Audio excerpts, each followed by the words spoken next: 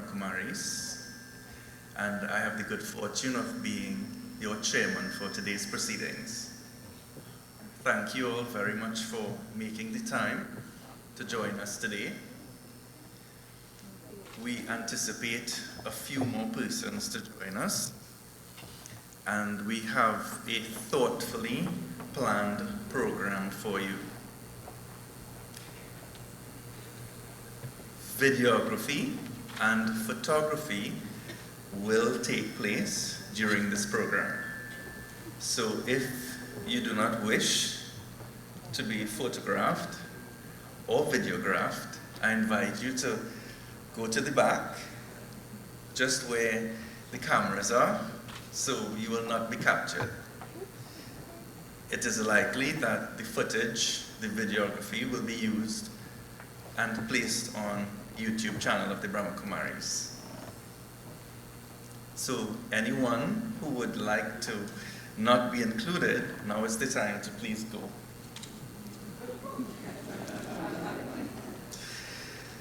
So, Om Shanti. Om Shanti is a universal term, statement used by the Brahma Kumaris around the world. And the Brahma Kumaris has a presence in over 140 countries. And no matter the language or what the body looks like, we say Om Shanti. Om Shanti means I am a peaceful soul. So it is no surprise that the Brahma Kumaris is hosting this program today to commemorate the United Nations International Day of Peace. I am Steve Sanker, like I said before. I am a member of the Brahma Kumaris. I am a meditator, and I am also a certified life coach. And I feel that today's program is really important for all of us at this time. When we think of peace, peace is like a medicine. It's healing, it's soothing. When we think of the world we live in today and the quality of life that each of us experience, would we say it's very peaceful?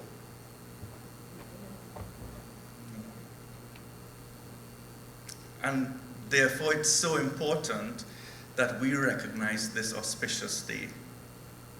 Thank you to the United Nations for having this event on its annual calendar. All right, so we are very happy to welcome the members of the Diplomatic Corps, all specially invited guests, and all of you who have taken the time to join us today. And the aim is that we gather here in the spirit of peace, unity, and hope. Today is a reminder to all of us that the call of peace begins within the human heart and extends to the way we live, work, and build our societies and our communities. In a world facing increasing challenges and uncertainty, peace remains the deepest responsibility of humanity. The Brahma Kumaris have long inspired individuals and communities around the world to discover that true peace comes from within. Today, through dialogue with our distinguished guests, we will reflect on how we can all nurture peace in our heart, in our homes, and in our world. This evening is not only about reflection, but also about action. It is about asking ourselves, what role can I play in advancing peace, compassion, and harmony? Thank you all for being here, and once again, a very warm welcome.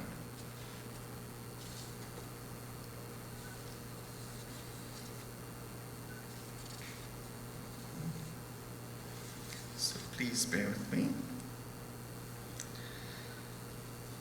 So at this time, I wish to invite our Peace Dialogue participants to join me on stage.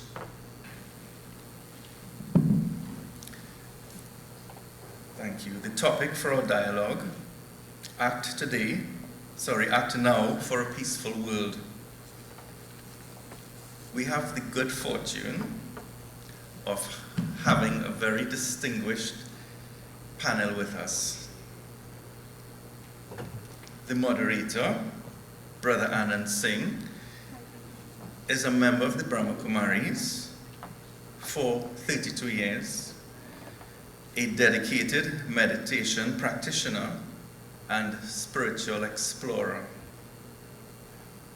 With advanced degrees in computer science, management, business, and psychology, he has shared free talks and counseling across the Caribbean for over 20 years, promoting growth, empowerment, and self-transformation. Brother Anand.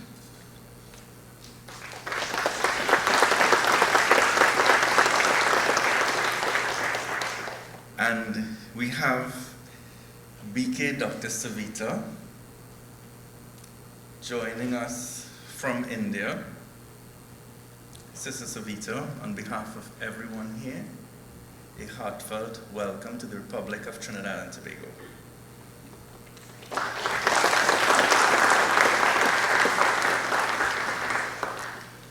BK Dr. Savita is the National Coordinator of the Women's Wing, Brahma Kumaris, India, a senior Raj Yoga teacher and director of Mansarovar Campus Programs, Rajasthan, India. A medical doctor by profession, she has dedicated her life since 1989 to health, spirituality, and women's empowerment, serving globally through education, meditation, and awareness initiatives. We have Nidhi Kirpalani, a clinical and counseling psychologist, founder of the Caribbean Sand Tray Institute, and vice president of the International Association for Sand Tray Therapy. Leading a team of psychologists, she pioneers sand tray therapy training in the Caribbean, specializing in trauma therapy and neuroscience with passion, compassion, and innovation in mental health.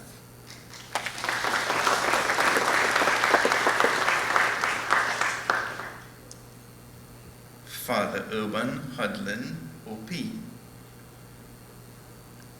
Father Urban Hudlin is the parish priest of St. Finbarr's Roman Catholic Church, a psychoanalyst and co-director of Caribbean Group Consulting.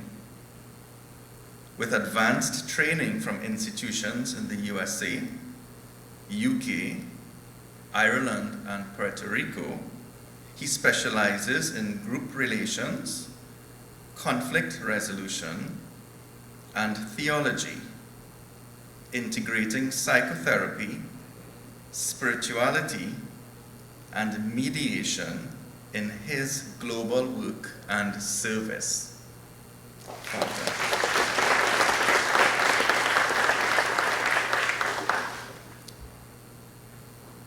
Wendell Motley, ORTT.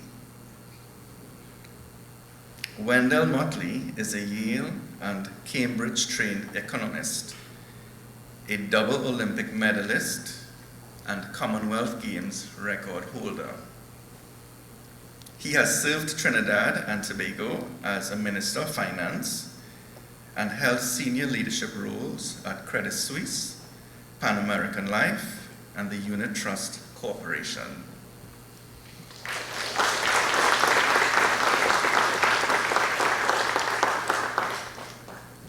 Mr. Motley, if I had Olympic medals, I would be wearing them all the time.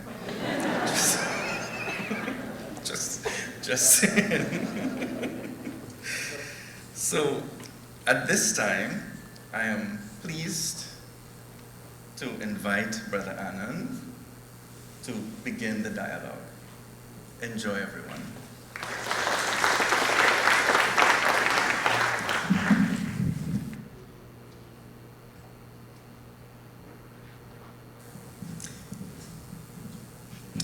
Thank you, Steve, for that wonderful introduction. I must say I feel privileged to be amongst such esteemed gathering and panelists, and also I'm relieved that I don't mind being photographed or videoed. So today we're going to spend some time talking about peace. United Nations, has given us the theme, Act Now, for a peaceful world. And I think maybe some of us, what do we do? What do we do to act now? What are some insights that we can have on peace? So we have our panelists who's going to share very different, and I'm sure unique and diverse perspectives as we learn and we go through our topic today on peace. So I want to start, actually, it's interesting the way we sit, because the sequence of the questions are actually exactly how you're sitting. So clearly I was made to do this. So let's start with Father Hudlin. In today's modern world, where younger generations are increasingly socially conscious, does any one of you know what they call that? The social consciousness of the modern world? Woke. Have you heard that? So most people I've asked don't know what that is. So we think we must be asleep. But it's the woke culture. It's the woke consciousness that, they're now socially conscious. They question long-held beliefs, and they are seeking deeper answers. So, Father, how can the Catholic Church, and I think religion more broadly, contribute meaningfully to building a more peaceful world?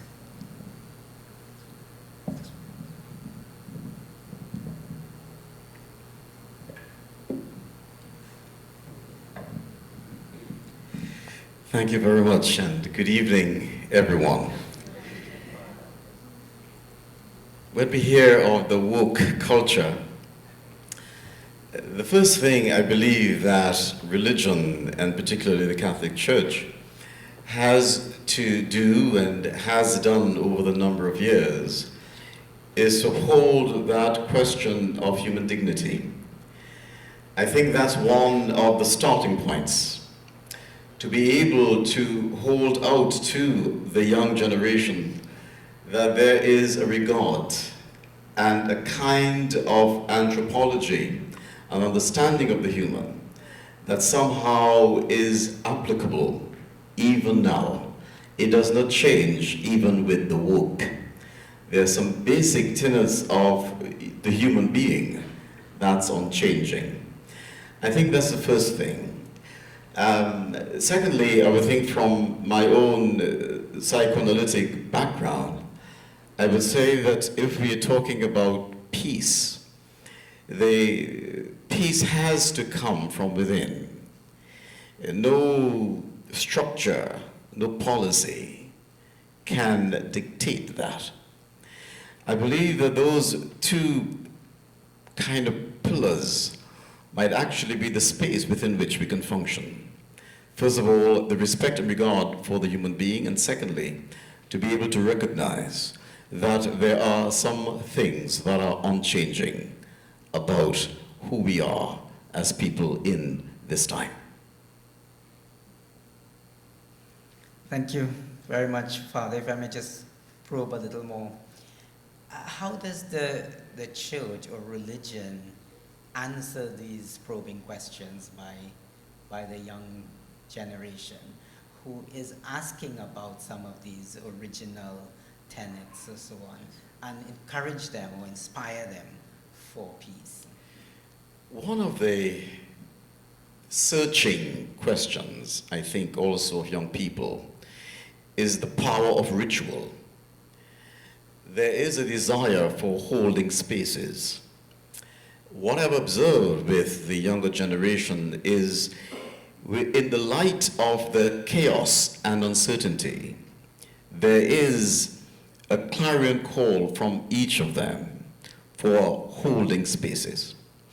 I think ritual done well actually provides the space for people to be reflective. It doesn't mean that we move back to last centuries or whatever it is, but even present-day rituals can be so designed as holding spaces for people. I think that one of the crises of today is the absence of ritual. The absence of ritual breeds chaos. And I believe there is, without any doubt, the search by everyone, really. I say we're referring to young people, but I think everyone. What is being mobilized in young people is what we ourselves, as adults, we have found ways not to speak about those things. But the young people are actually saying what we refuse to say. I am not happy with the way things are. They are saying it. We are afraid to do that as adults. Thank you very much. I actually agree with that. That's absolutely very true. Let's move to Ms. Kirpalani. It is often said that peace and war both begin in the minds of men and the minds of people. From your perspective, what key actions can help us nurture and sustain a mindset that will consistently sow and grow the seeds of peace? So when we talk about people, we talk about the brain. So I come from a neuroscience perspective. What we know from a theorist called Stephen Porges is that the body is connected to the brain. The most primary part of our brain is actually called the polyvagal system.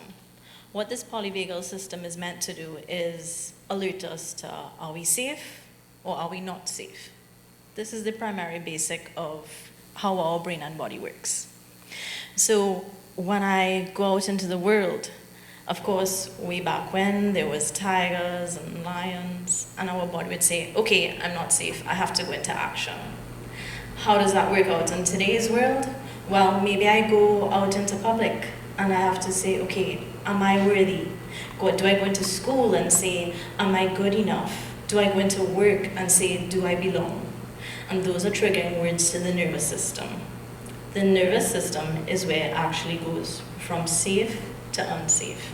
So these negative core concepts, these belief systems that are ingrained in us since we are children.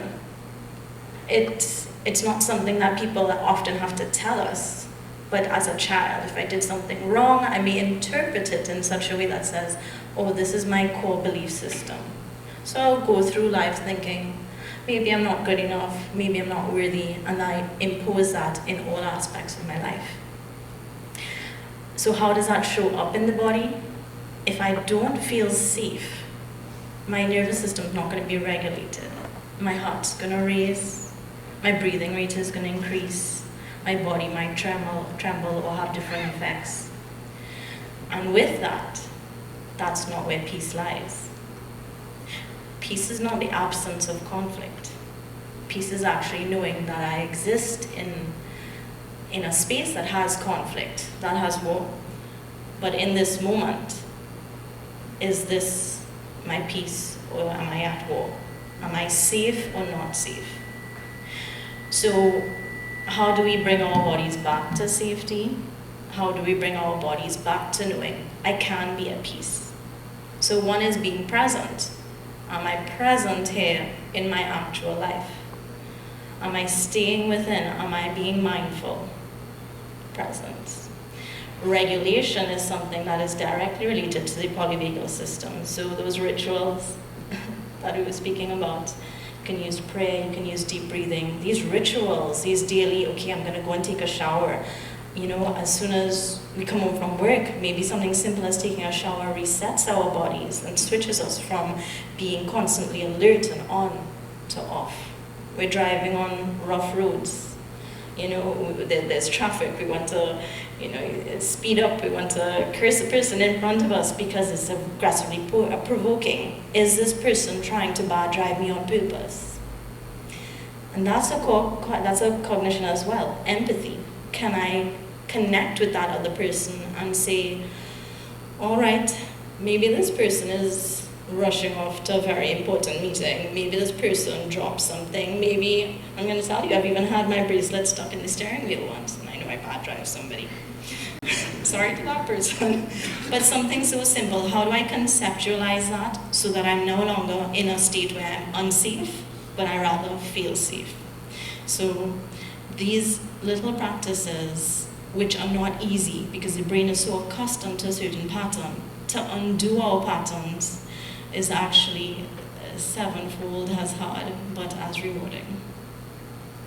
Thank you. And if I may ask, as you're saying that, you know, in the evening or when we're finished with that on switch, to switch off, many people find it very difficult to unplug or to come out of that cycle of thinking and, you know, slow down the mind. Are there any tips that you might have, like, that we can do?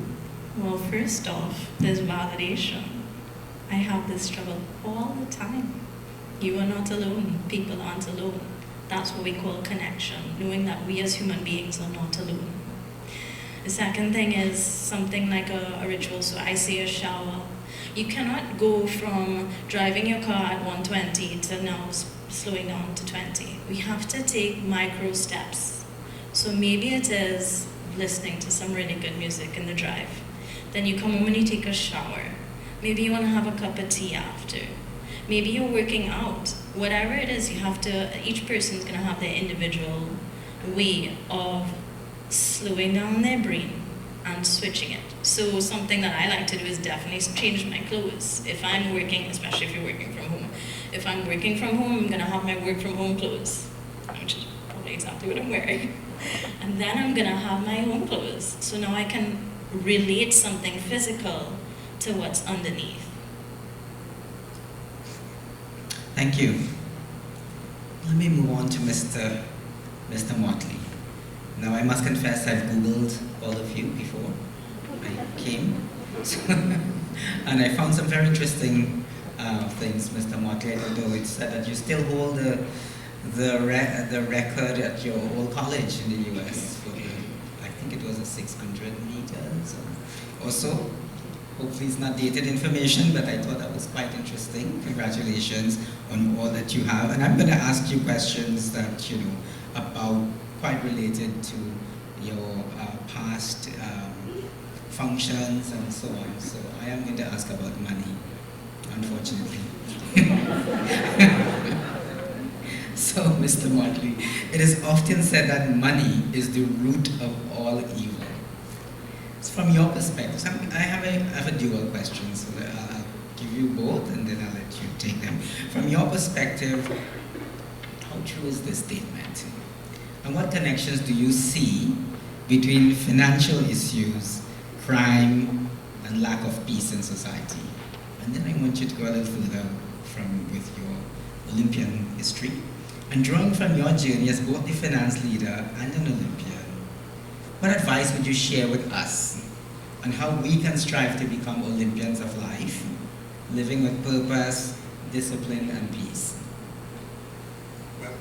well, money the source of all evil. A little cliche, but as with most cliches, there's a germ of truth in it. And I want to move between my experience working on Wall Street and my experience as an Olympian to see if I can triangulate and find some answers.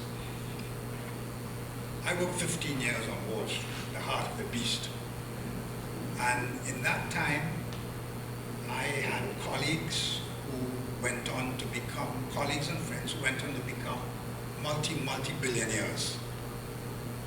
Also, one colleague who was just finished a long jail sentence, and another colleague, a dear friend from Costa Rica, who committed suicide. And it's in that atmosphere, I can tell you, that on Wall Street, we fixed our own salaries. Something that I'm sure that the OWTU would love to have. But that explains what has happened in this phase of capital, where America and the West has become extremely financialized. So that in the time of Rockefeller, CEOs earned 30 times as much as the average worker. But today, CEOs earn 300 times as much as the average worker, leading to tremendous inequality. To the point where I brought this book just to show you where an obscure French economist has written this book, Capital, which seems to get to the bottom of this inequality, and which book has become an international bestseller. Imagine a book by an obscure French economist becoming an international bestseller. It tells you that there's some nerve up there that he has touched. And in that situation, with the financialization and the extreme inequality, the American dream has collapsed. And you're seeing the manifestations today, all over. I won't get into it, but that's at the base of a lack of peace that you see manifest in America, but also throughout the Western world today. Switch to my Olympic experience. 1964. Some 20 years or so after the end of World War II and the collapse of Japan, where Japan has been bombed with atomic bombs. And here we are in Japan at this moment celebrating through the Olympic movement, which is, you know, the moment where the whole international world comes together to celebrate peace and sportsmanship and brotherhood. And Japan used that Olympic Games to stage its post-war resurgence. Every Japanese had been cooperating, working as hard as hell in teamwork and in unison to stage this Olympic Games, which at the same time Japan had the bullet train, which was an expression of modernity, unequal anywhere in the West. And again, I brought a symbol. They gave us this at the end of the Tokyo Olympics. Every athlete got one of this. And this was a symbol that Japan rose. The Olympic rings, but also the Japanese sun rising to indicate Japanese post-war resurgence. Fast forward from that 60 years to where we are today. And it's not Japan. The whole Eurasian continent has risen up. It's not just Japan, but Korea, of course China, where 850 million people have been brought out of poverty, but Vietnam, Indonesia, Singapore, and most recently India. India, at the time of the Olympics, Britain had 10 times the GNP or the GDP of India. Today, India's GDP is equal to Britain's, and by 2050, India's GDP is supposed to be 10 times that of Britain. So the unipolar moment of 500 years has come to an end of Western hegemony over the world. But of course, in that rising, there's great deals of injustice. How does this power get manifest peacefully? We as yet don't know. Is it, for instance, in the United Nations that Britain and France will give up their seats on the Security Council and give it to India? Question unknown. But the answers to these questions will determine what kind of peace we live in this world today. And therefore, how do I pull all of this together? There was an article in the Newsday in August, written by Trinidad's top bird watcher, a guy called Feroz Abdul. And he had been noticing in the bird world of Trinidad and Tobago how all of those birds, kiskadee and dove and big-eyed grebe, and all of them flock together. And he wrote this article, How Birds of Different Feathers Flock Together. And in the natural world they do it because in that way they flush out food, they find protection. Some birds are more vigilant and look for predators and so forth. And in that cooperation, the species survives. And so the message is there. Do these bird-brained creatures, in their cooperation, find a better way to existence and cooperation than we human beings? I hope that we will find the answers here today.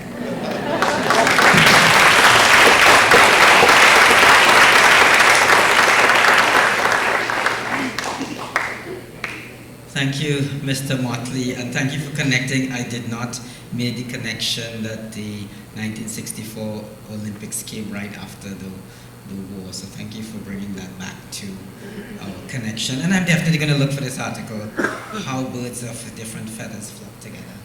It's quite interesting. So we move on to BK sister, Dr. Savita, who is visiting us in Trinidad on her tour from India. Sister Savita, the Brahma Kumaris emphasized that when we change, the world changes. That's a foundation tenet of philosophy. In the context of the UN's theme, Act Now for a Peaceful World,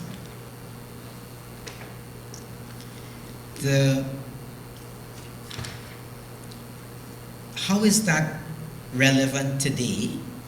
And how can practices like meditation serve as a concrete action? Because many people sometimes wonder, how is meditation an action toward creating peace within ourselves and the world?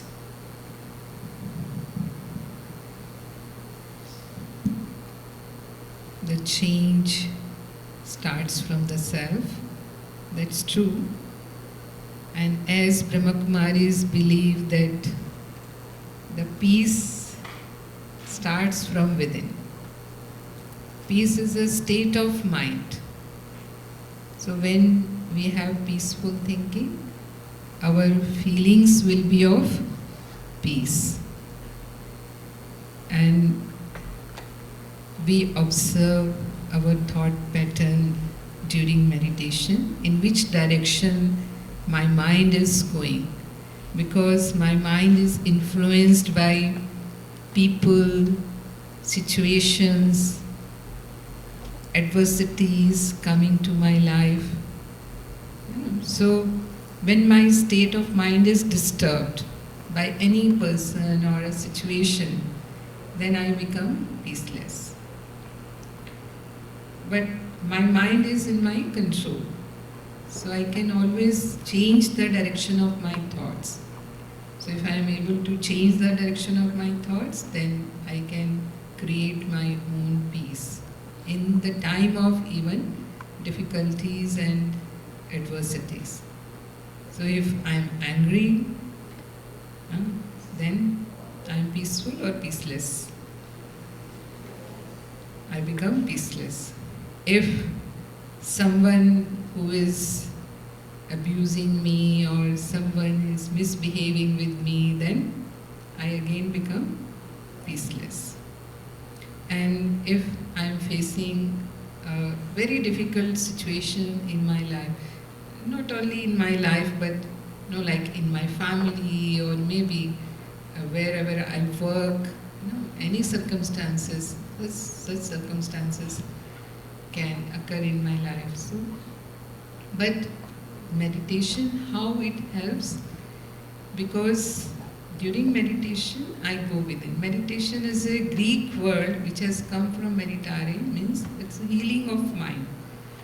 So I am able to realize myself where I am going wrong.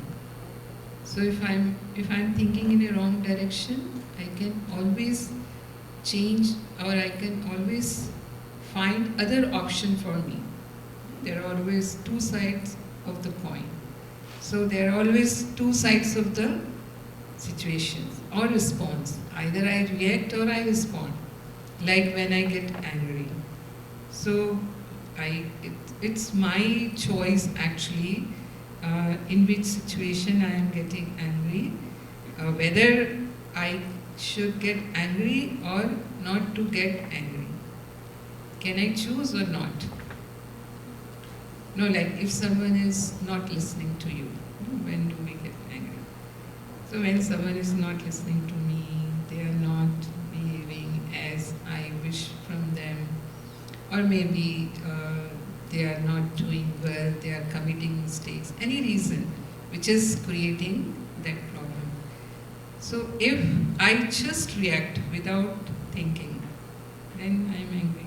But if I just try to understand the position of other person, why they are doing like this, then I'll be more patient, more tolerant, and I'll be responding with peace. Although I can respond, I can say what my feelings are, but if I respond with peace, then I am creating that peace in me, and I am giving that peace to other person too.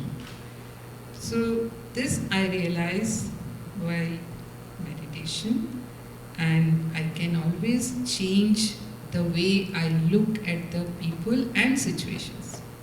So when I make my ways positive, I shift from negative to positive, then I am creating my own peace, not only in me, but I am giving that change, as he was saying that when I change, the world changes. So I am giving that peace to others too.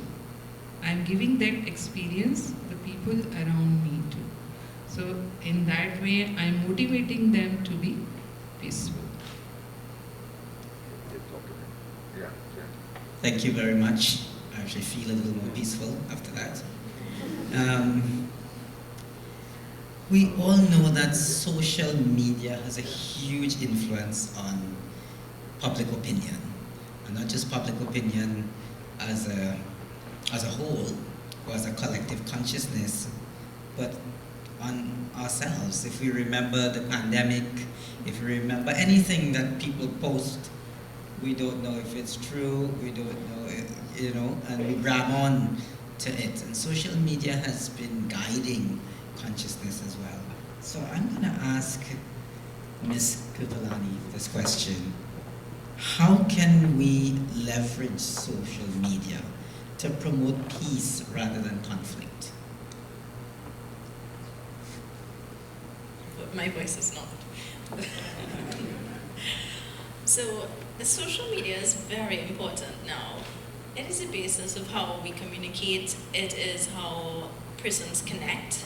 How persons connect to not feel alone, to feel like they belong to something, to feel like I'm not strange. There's pages that are about different diagnoses. If you have any medical, physical, mental health issues, there are platforms for political beliefs, for peace, for war, for everything. There's so many platforms. So social media actually gives us a little dopamine hit in the brain. I'm scrolling through Facebook. You can tell my age just by Facebook. My young ones would say it's Instagram and Snapchat and all these things. So you're scrolling and you're getting these dopamine hits. Your brain is no longer bored. It's constantly entertained.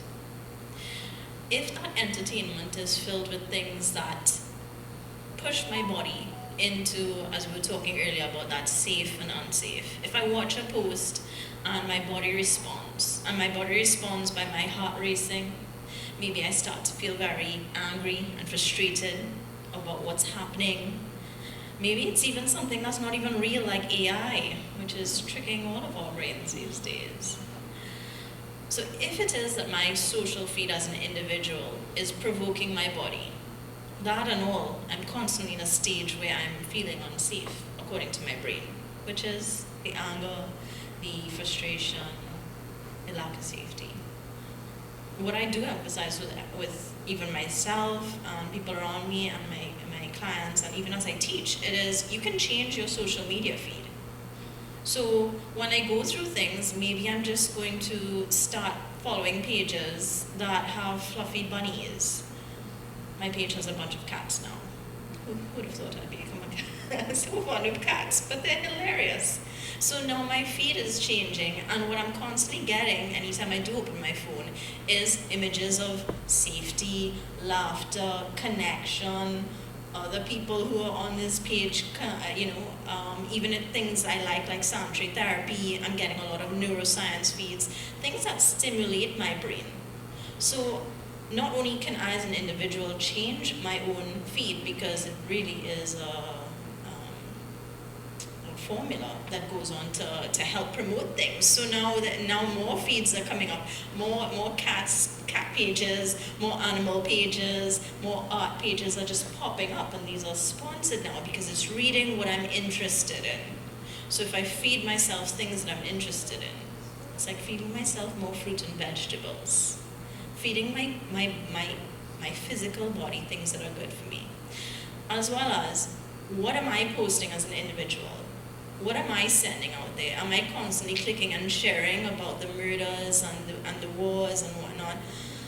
And yes, some things might be very important to share, because that's how we gain knowledge and insight of what's happening around the world, to be able to create and understand that there is a dilemma of peace and lack of peace. But how much do I want to ingrain it into my nervous system? I can choose. How much do I share?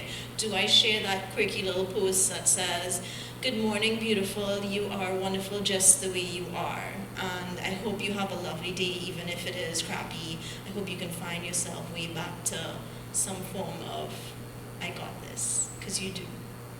What am I feeding myself? What am I feeding other people around me? Social media can also have young ones, and some of them actually do this. They are advocates online, so they will actually go on and start posting lovely things. They'll post more positive messages and uplift others. So that whole this social community can get together. You have advocates online. Social media is very powerful if we use it correctly.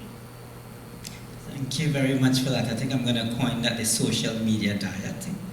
And I think it's interesting that we position ourselves that we are not, social media doesn't happen to us. We can make it happen the way we want it to. And then, I've discovered recently as well, although it's been there forever, but I've discovered the power of using it. 2 buttons called follow and unfollow, and I'm not interested in this. So do your 3 dots and say I'm not interested, and I'm so much happier with my feed. It's been amazing, and just the fact of social media. Like I run a small business, and when I have to hire, I look at people's social media feed because I want to know what you're posting, and I want to know where your interests lie. So thank you very much for that.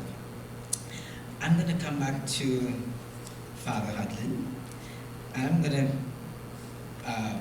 talk a little bit about the different birds of different feathers flock together. I love that.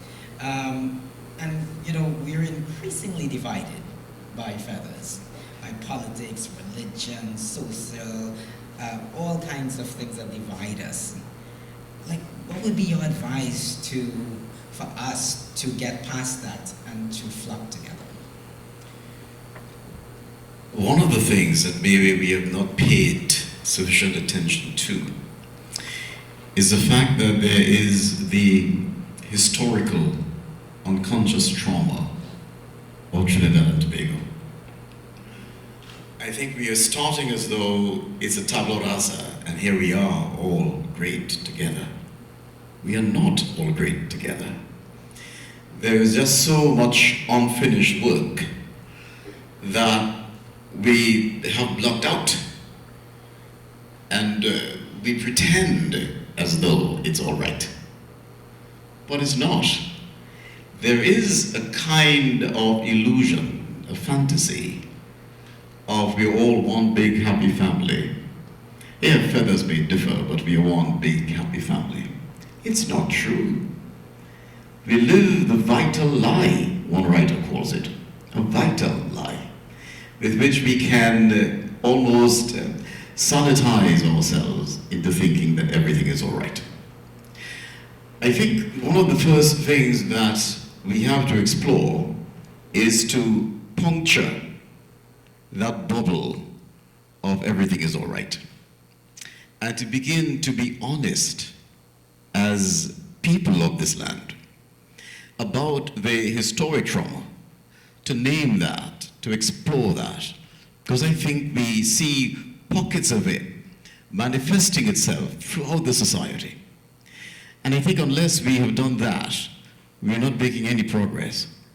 I think the absence of peace comes from that space of suspicion because we fear what we don't know and we attack what we don't. I think it's only when we're able to be honest about that, then the roads of peace, the small steps, might begin. Thank you very much, and forgive me for asking you some of the really hard questions. I do need a time check, so I'll know how much time we have left.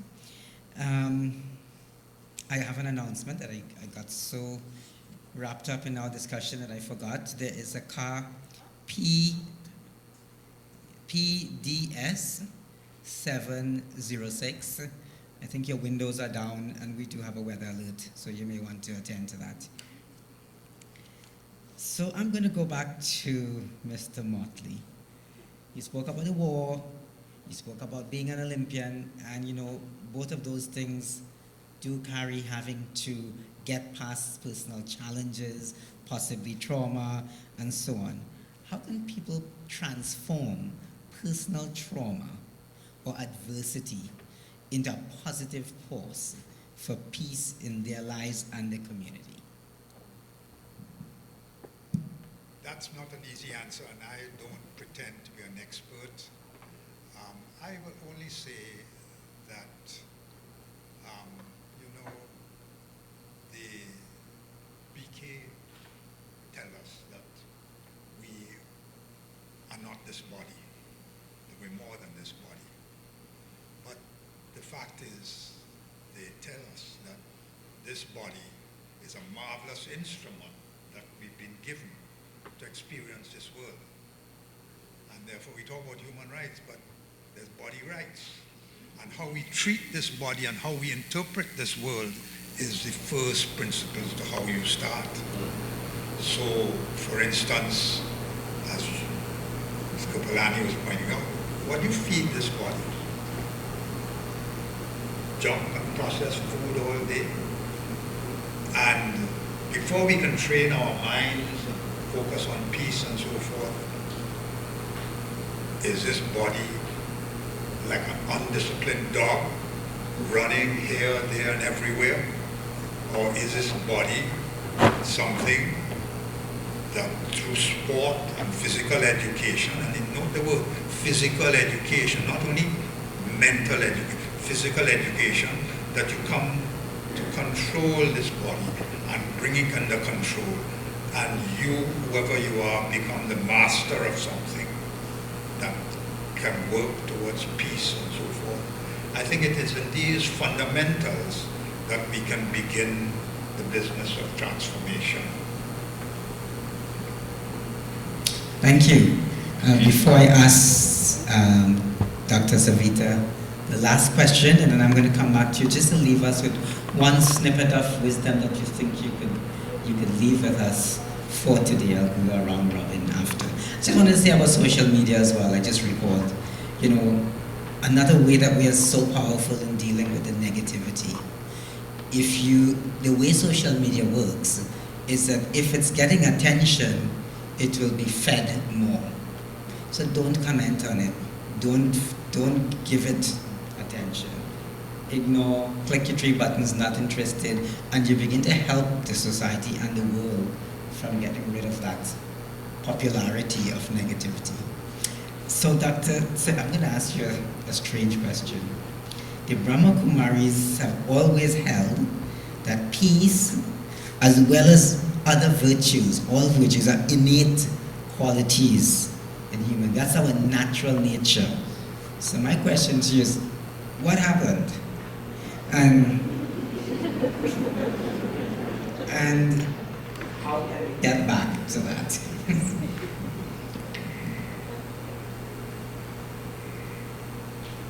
Very good question.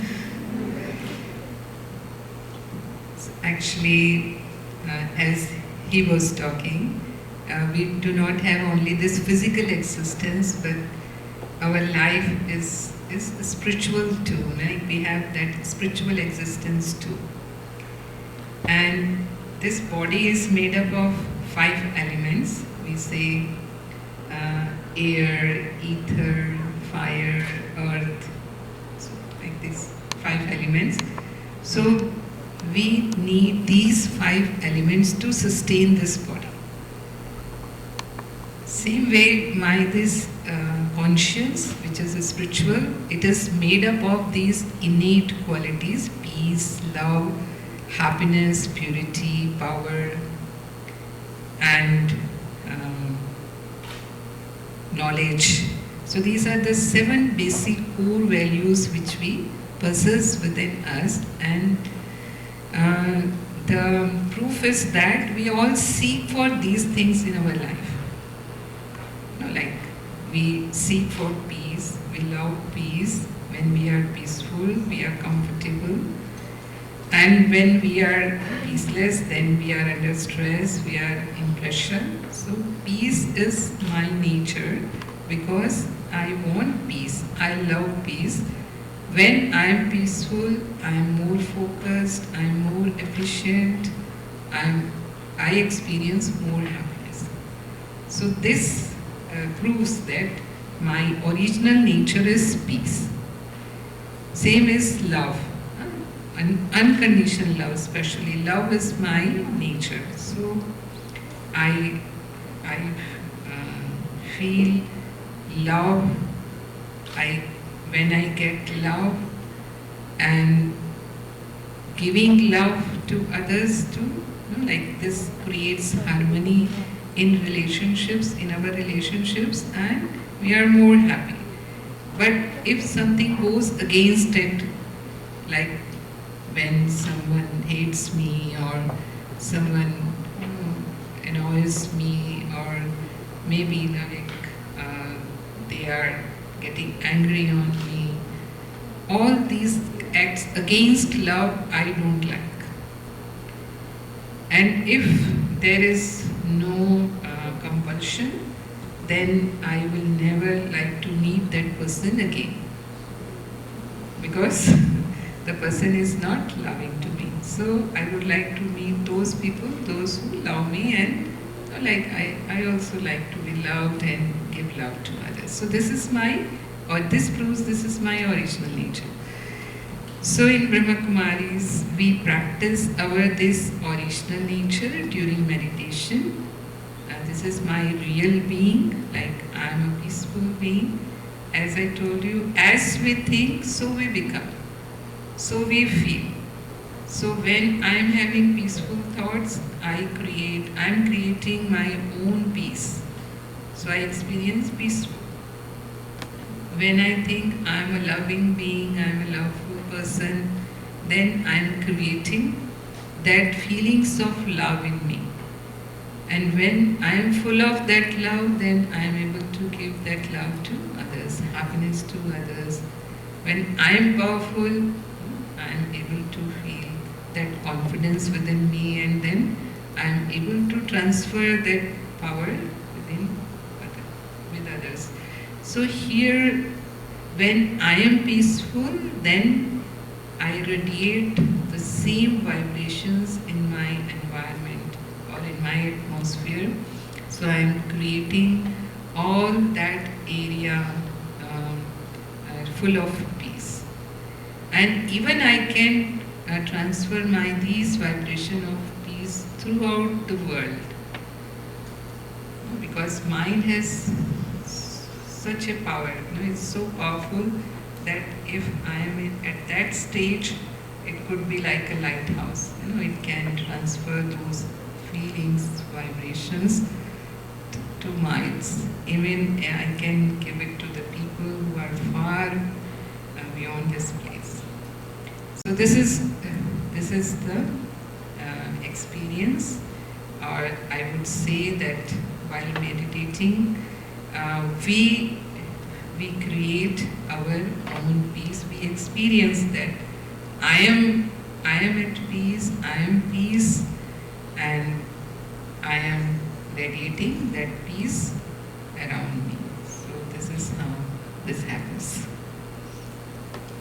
All right, thank you very much. I know we're at time, so we're going to just do some rapid fire. And I'm going to go back the way we started with Mr. Hadley. And I just want you to, as we wrap up, what would be your final message or your final thought to share with us this afternoon on this topic? It is very easy to think about peace as this massive design, this creation that other people, particularly in the realm of politics and global order, they have to do it. But peace begins around the kitchen table. It begins in our schools, the arena where love is supposed to be practiced and peace lived. To allow peace building to happen, I believe we have to begin to construct a culture, a frame within which it can happen. It is not the big things. It is being able to say hello and to recognize the dignity of another human being. Peace really begins with me in that sense. And I think that power we each have, not politicians or those who are legislating.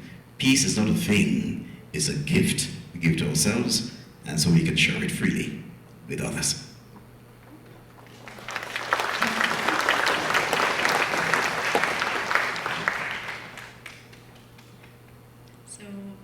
We said before that peace is not the absence of conflict or war. So waiting for that, it's not going to happen. What we can do is these micro moments, these small doses of a positive dopamine. Just checking in with my nervous system. How do I feel here? How does this make me feel? How does listening to somebody like Sister make my body, my nervous system calm down? And therefore, I'll go after more things like that. More things that make me feel regulated. More places that make me feel connected. More people that make me feel like I belong. More places that I can feel empathy and compassion, not only for others, but also for myself. And just seeing these small little micro doses that can be even a second long. If you nurture that and keep on recognizing those 1 seconds, well, those 1 second actually add up to be minutes, hours, days, and years. Thank you very much.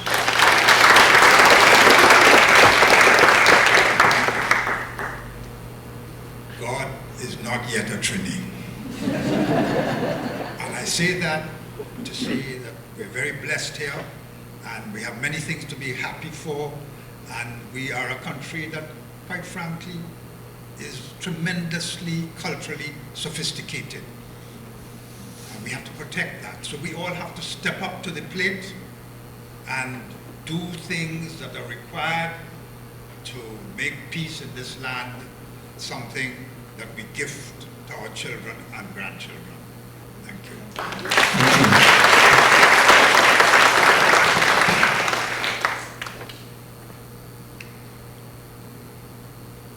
Every day when we wake up in the morning, start your day with few moments of silence. sit in silence and just reflect on yourself.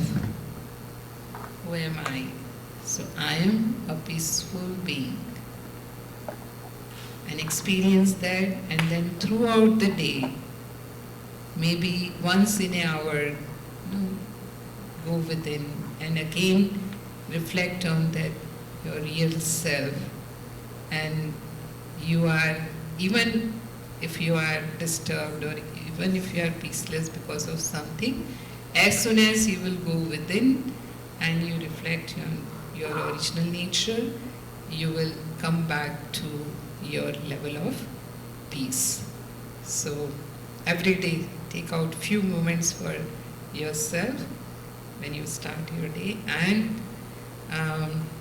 one more thing, that we all have unity in diversity. So no matter which religion, country, language, gender, age we belong to, we all want to be peaceful. So this peace is universal. So peace belongs to all of us. So this is our nature. Om Shanti. Thank you very much. As we wrap up, I think I just want to share with you as well 3 things I've learned in life, 3 lessons that I've used that are fundamental. One is past is past. Second is don't look at others.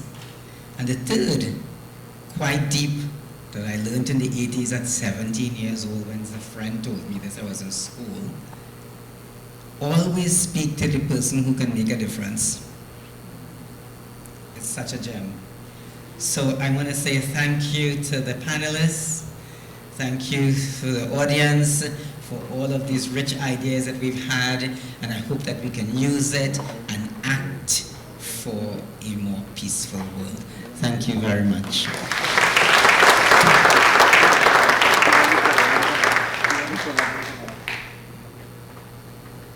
Thank you. A warm thank you to our dialogue participants. I invite you to remain on stage. At this time, we wish to recognize the Honorable Vandana Mohit MP, Minister of the People, Social Development and Family Services, for joining us. Thank you, Madam Minister. So we have the lighting of the peace candles at this time, and while the arrangements are made on stage, I invite the dialogue participants to please join us. I also wish to invite the Honorable Minister to please join us on stage. I wish to invite Sister Dr. Himlata Sanghi, Sub-Regional Coordinator of the Brahma Kumaris for the Caribbean and the Spiritual Head for the Brahma Kumaris Trinidad and Tobago, to please join us on stage. I wish to invite Sister Jasmine Bisnath, the President of the Brahma Kumaris Trinidad and Tobago, to please join us on stage.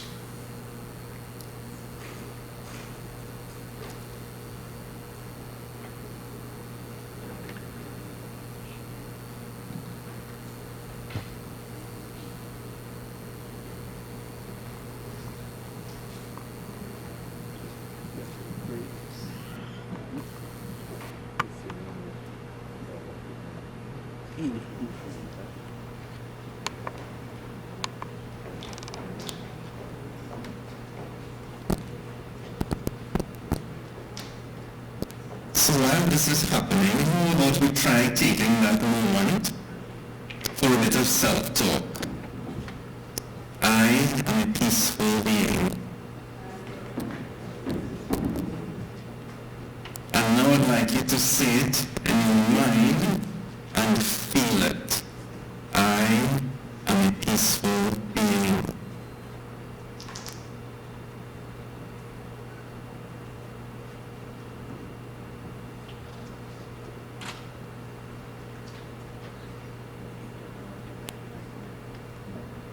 So ready? So I know we have some music coming on.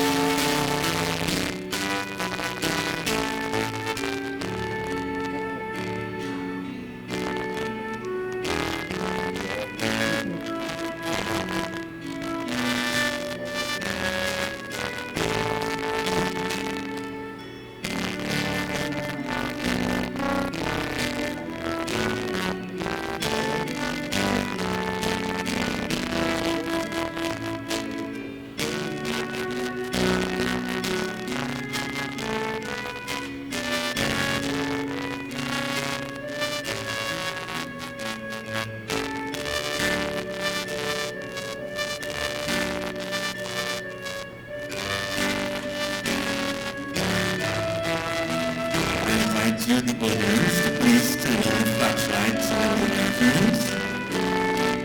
This time, photography.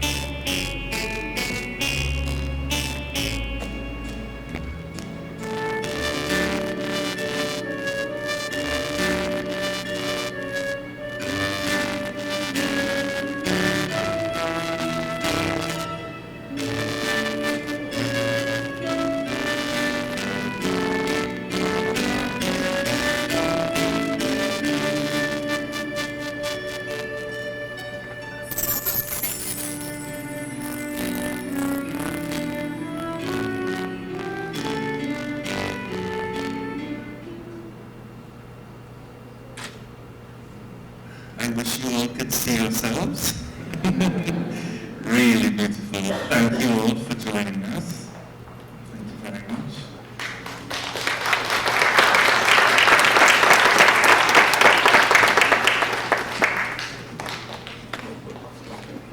I would like to invite the Honourable Minister to remain on stage.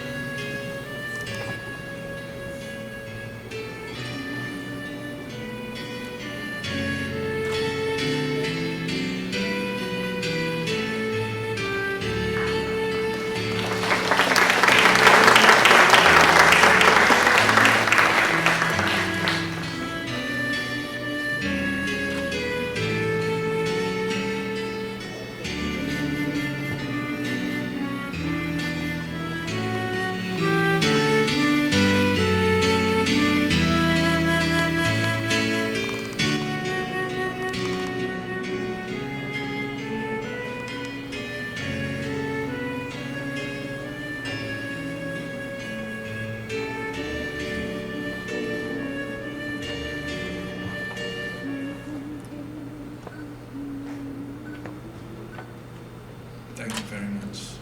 Thank you very much.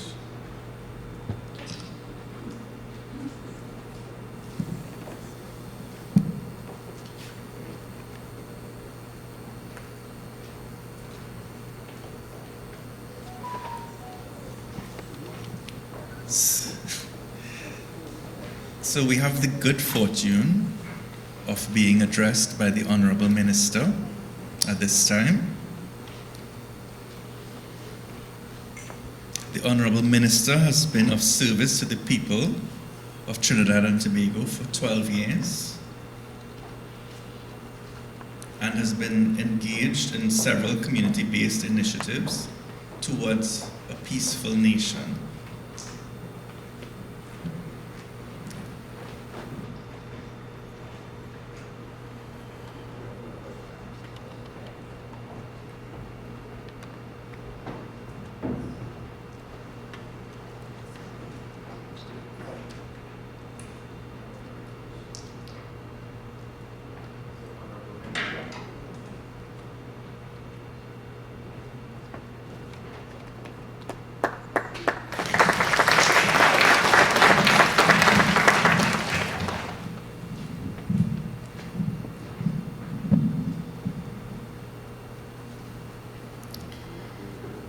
Thank you very much. Mr. Anand Singh, moderator. Mr. Steve Sanka, chairman of the evening. Brahma Kumaris, Dr. Savita, national coordinator, Women Wing. Father Urban Hodlin, certified trauma stress consultant. Mr. Wendell Motley, Olympian and former Minister of Finance. Ms. Nidhi Kirpalani, clinical and counseling psychologist. Senior Dr. Himlata, spiritual head of Brahma Kumaris Caribbean. My sister Jasmine, president of Brahma Kumaris Trinidad and Tobago. Om Shanti and a very good evening to all of you. It is my pleasure to represent the Prime Minister of Trinidad and Tobago here this evening and bring greetings on behalf of her. Esteemed members of the Brahma Kumaris Raj Yoga Center of Trinidad and Tobago, of course distinguished guests, brothers and sisters, it is truly a privilege to join you on this sacred occasion as we commemorate the United Nations International Day of Peace 2025. This year's theme, Act Now for a Peaceful World, calls each of us not only to reflect, but to also respond. It reminds us that peace is not passive, it is an active choice, a conscious effort, and a daily practice. At the Brahma Kumaris, there's a beautiful teaching that true peace begins within. This belief resonates deeply with me because as Minister of the People, Social Development and Family Services, I have seen firsthand that when individuals cultivate inner calm, compassion, and clarity, they are better able to extend those same values outward into their families, their communities, and ultimately into our nation. In Trinidad and Tobago, our rich diversity of cultures, faiths, and traditions provides us with unique opportunities and responsibilities to live as an example of harmony in action. But harmony is not automatic. It requires nurturing. It is built when we choose dialogue over division, care over neglect, and justice over indifference. It is strengthened when we serve the vulnerable, uplift the struggling, and empowers every citizen to contribute to society's progress. On this International Day of Peace, as nations grapple with conflict, inequality, and social dislocation, we must recognize that global peace is not a distant aspiration. It begins with each of us, and you heard that from our panelists today. It begins in how we speak to one another, how we resolve disagreements, how we care for elders, and how we protect the dreams of our children. These small acts, multiplied across humanity, are the seeds of a peaceful world. Furthermore, I want to recognize the unique role of spiritual communities like the Brahma Kumaris. You model a discipline of the heart, a discipline of meditation, reflection, and the cultivation of virtues that enriches our civic life.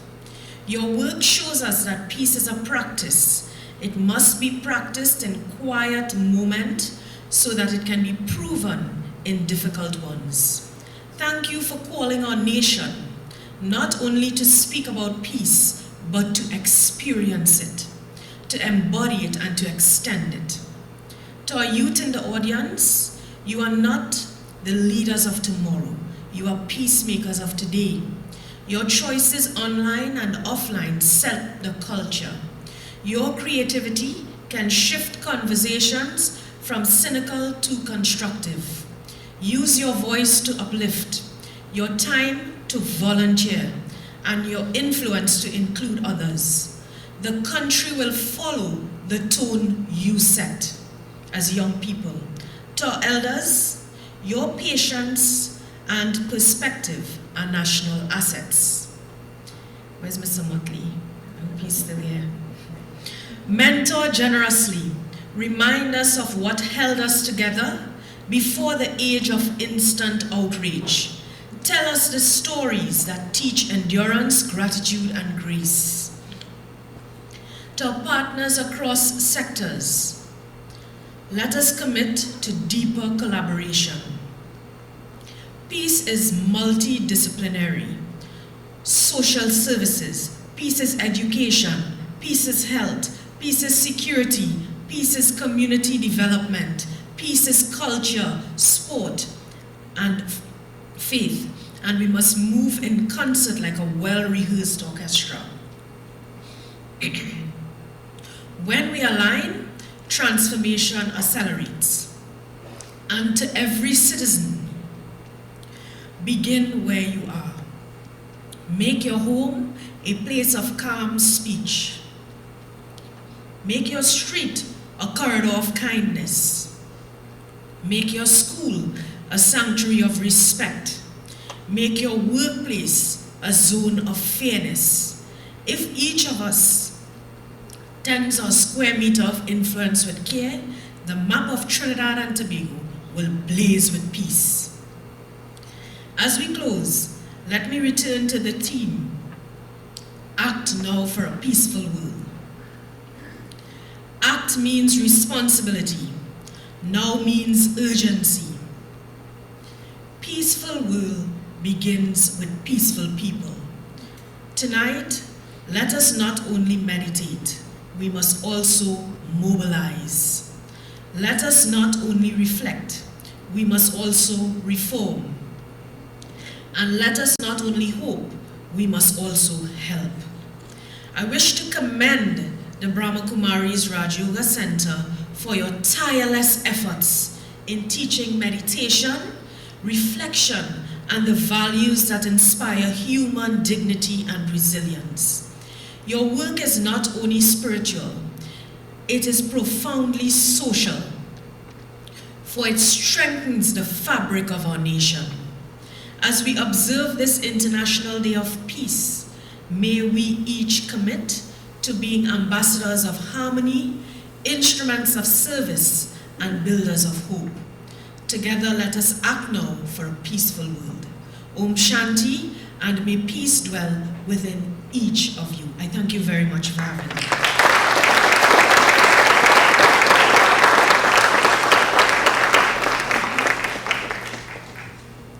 Thank you, Honourable Minister. I invite Sister Jasmine to join us on stage for the presentation of a small token of appreciation. Yes.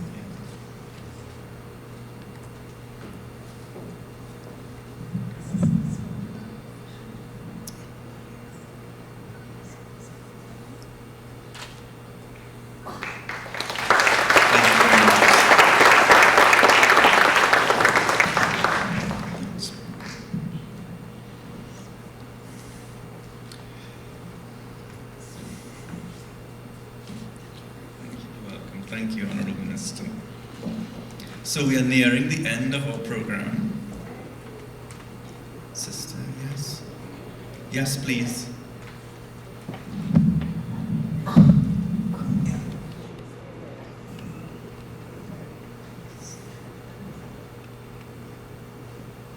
So we have an address by Sister Himlat.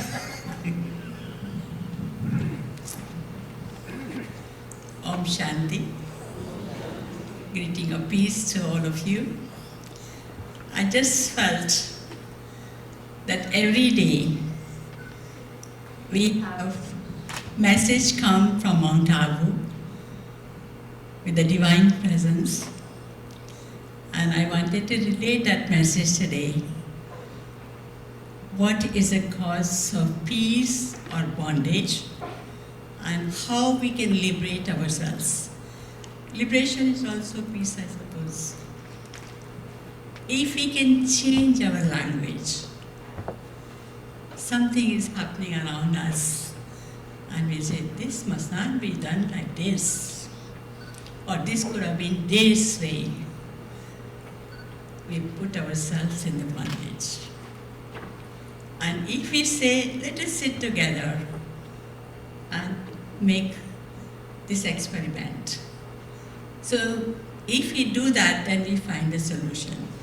So I suggest, on the basis of today's message, I myself will try our best to change my language too, because I'm not perfect. But just concentrate what we're speaking as reaction of the situations. There are so many things we could have done this, but we could have done it. This could have been like this, and this could have been like this, and this could be like this. Just change it and put a full stop. In the physical world, when we write a language, it is very easy to put the dot. Question mark is difficult, comma is difficult, exclamation marks are difficult, but dot, a full stop, is the most easy one. Do you find that one in your life? To put the full stop is easiest or the hardest? Let us put the full stop to the past and then continue to find some solution. Thank you, Shanti.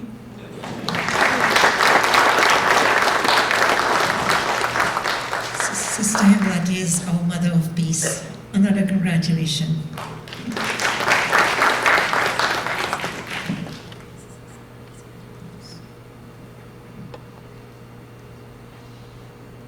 Thank you, Sister Hemlata. We wish to acknowledge Mrs. Hassan Ali, former First Lady of the Republic of Trinidad and Tobago, for being with us.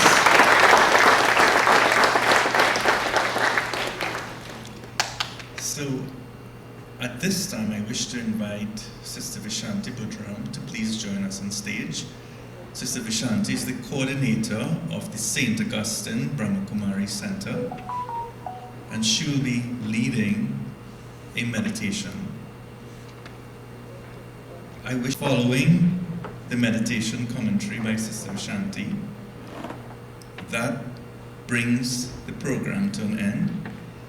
So, when she's finished, I ask that you please take the piece that you would have created with you during that meditation experience and leave quietly and go home with that piece and fill your homes and grace everyone. So thank you again, and we look forward to seeing you on another occasion. May peace be with you.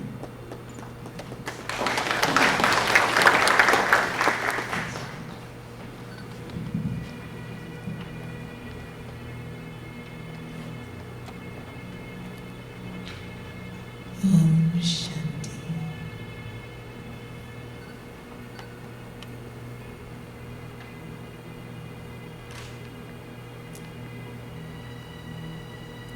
As we sit here, we have taken, we have absorbed from everyone, not only in form of words, but also in the form of vibrations. Let us appreciate what we have gotten today. Let us value that. So now, let us begin our journey as we breathe in and out. Each cell of our body begins to resonate with pure vibrations of peace.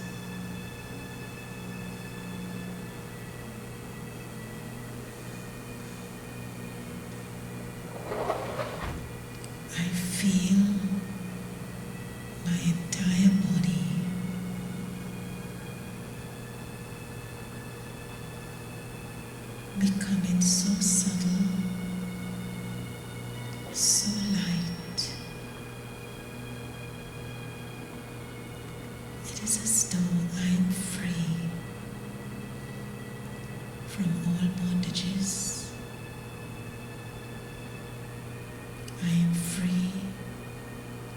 from all responsibilities. And I go into a space, my sacred space of absolute light. In that sacred space, I am pure,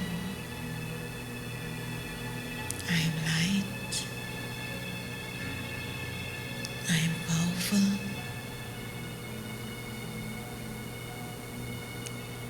and I am absolute love. Feel that vibrations of peace, of love and strength spreading all around us, going beyond.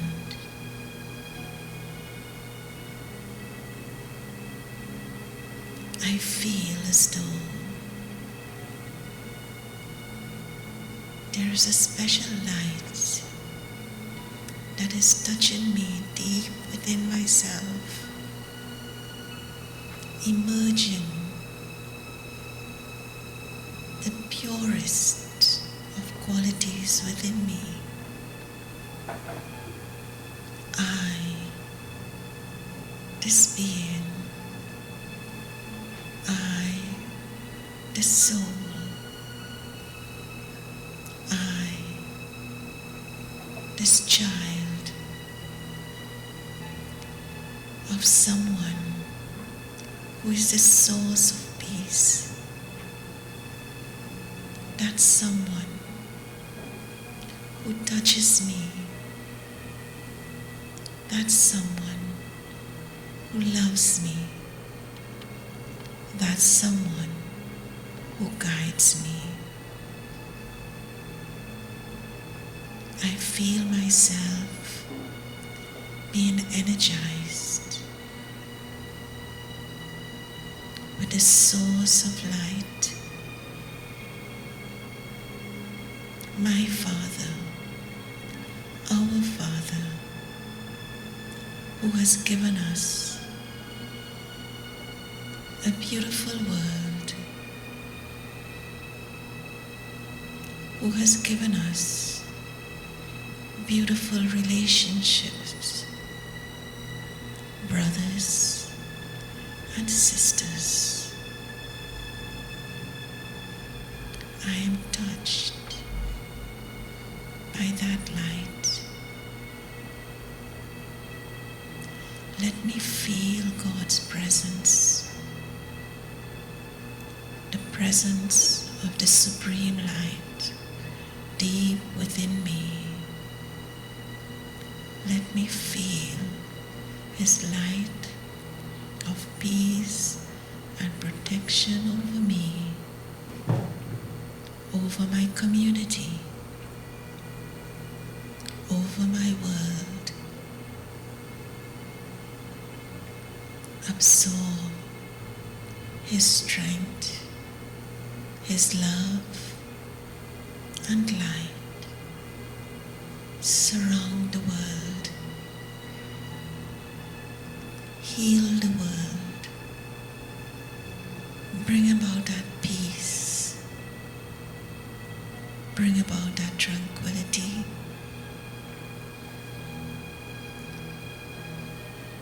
I light the light within, and with that light,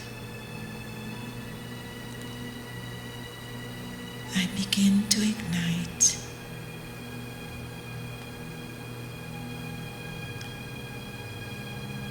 the deep desire within my brothers to spread this light. Let this light guide me. Let this light empower my brothers. Let me walk in that light. Let this light guide me. Now, let us go into absolute silence. Allow yourself to feel that inner strength. Allow yourself to surrender to the hand of God, to the hand of the Supreme Light, our Supreme Father. Allow Him to touch your heart and to guide your minds, your hearts. Let us now experience the power, the love, and peace of that light. Let us go into a moment of pure peace and silence.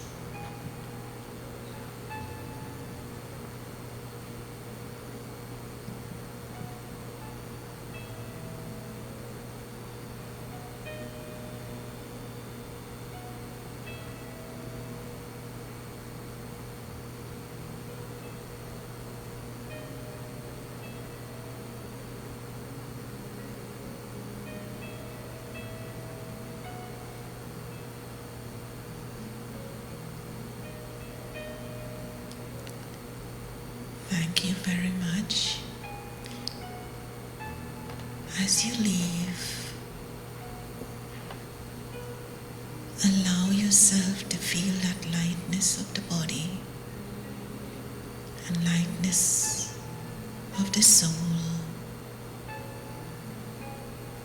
Feel yourself as angels gliding out of this room and spreading your wings of light, of peace and love